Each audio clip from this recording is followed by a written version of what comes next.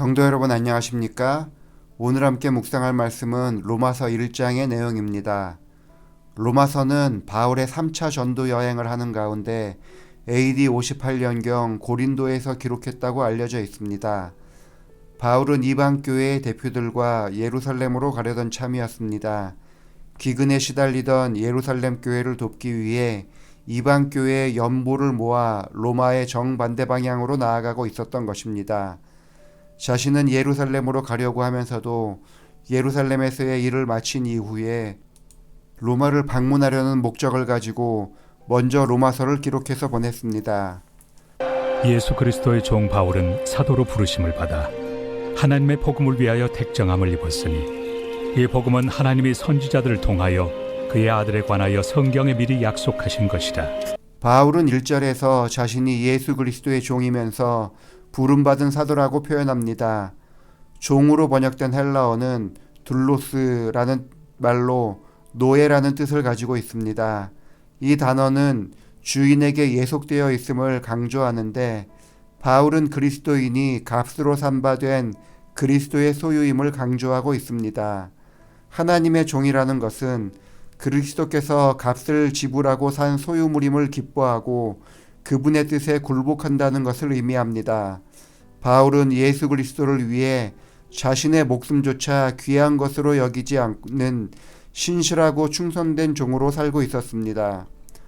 바울은 또 자신을 하나님의 복음을 위하여 택하심을 입은 부름받은 사도로 소개합니다. 바울은 이곳에서 자신을 택하시고 자신을 불러주신 분이 하나님임을 강조합니다. 사도의 헬라어는 아포스톨로스라는 말로 보냄을 받은 자, 곧 대사를 의미합니다. 바울이 보냄을 받은 목적은 하나님의 복음을 전파하기 위함이었습니다. 당시 사회적으로 통용되던 복음의 의미는 지금 우리가 알고 있는 것과는 달랐습니다. 당시 사회에서 국가적인 큰 전쟁에서 승리했다는 소식이거나 왕가의 경사가 났다는 소식만을 복음, 즉 유앙겔리온이라고 불렀습니다.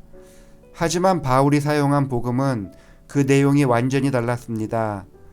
바울의 복음은 하나님께서 선지자들을 통하여 미리 예언해 놓으셨던 예수 그리스도에 관한 이야기였습니다. 예수님께서 이 땅에 오셔서 십자가에서 우리의 죄를 대신하여 돌아가셨고 죽은 지 3일 만에 부활하심으로 죄와 사망의 권세를 이기셨습니다. 이렇게 예수님께서 이루신 십자가와 부활의 능력을 믿는 자는 누구든지 구원을 얻게 된다는 것이 복음의 내용입니다. 바울은 복음이라는 용어가 그리스도를 통해서 이루어진 구원을 모든 성도들에게 공급해 주시는 하나님의 능력으로 이해했습니다.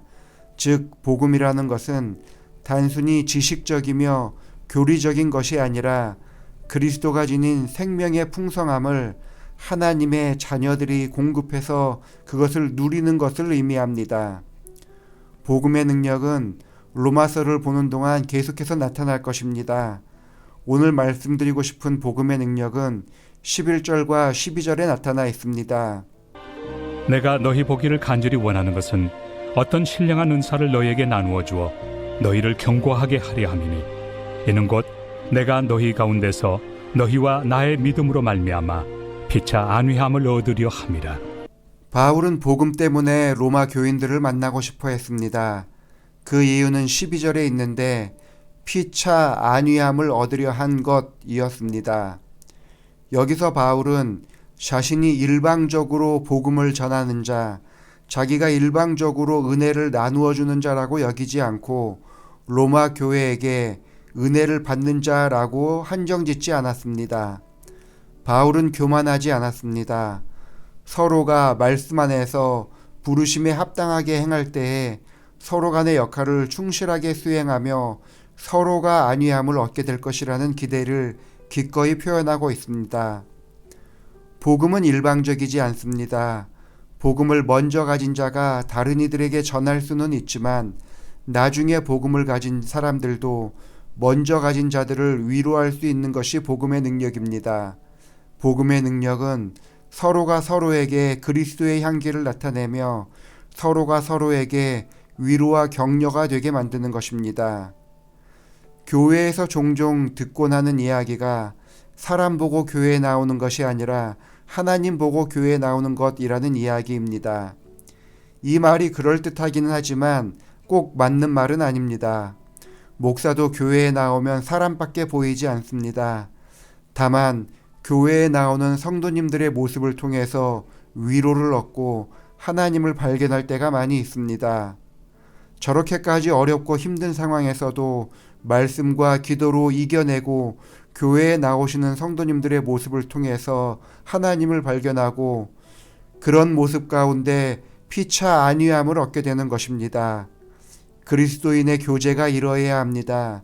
하나님께서는 믿음의 분량이 많은 사람과 적은 사람을 만나게 하셨을 때 서로가 섬기며 좋은 모습으로 발전해 나가도록 이끄시는 것입니다. 우리는 복음, 즉 예수님을 가진 사람들입니다. 내가 간직한 십자가의 능력으로 말미암아 다른 누군가에게 위로가 될 수 있음을 기억하시기 바랍니다. 서로가 서로에게 용기와 격려가 될 수 있다는 사실 하나로 혹시 지금 어려움 가운데 있다 하더라도 그 모든 것을 극복하고 피차 안위함을 얻는 그런 모든 성도님들이 되길 바라면서 말씀을 마치겠습니다. 기도하시겠습니다. 아버지 하나님, 예수 그리스도의 대속적 죽음을 통해서 우리를 죄로부터 구원하여 주시고 새로운 소망과 성령의 능력 가운데 하루하루를 기쁘게 살아가게 하시니 감사합니다. 우리가 어떠한 형편에 처하든지 간에 하나님의 능력과 은혜를 증거하는 사람들 되게 하여 주셔서 성도들과 함께 교제할 때에 피차의 안위함을 얻는 사람들 되게 하여 주옵소서. 한성민 집사님 가정을 위해서 기도합니다. 이혜진 집사님과 함께 지난 한 해 동안 하나님의 충만한 은혜를 경험하게 하시니 감사합니다. 교회에서 주어진 역할에 감사하며 봉사할 때에 하나님의 크신 능력을 경험하게 하시고 집사님 가정의 봉사를 통해서 교회가 아름다운 열매를 맺어가게 하여 주옵소서.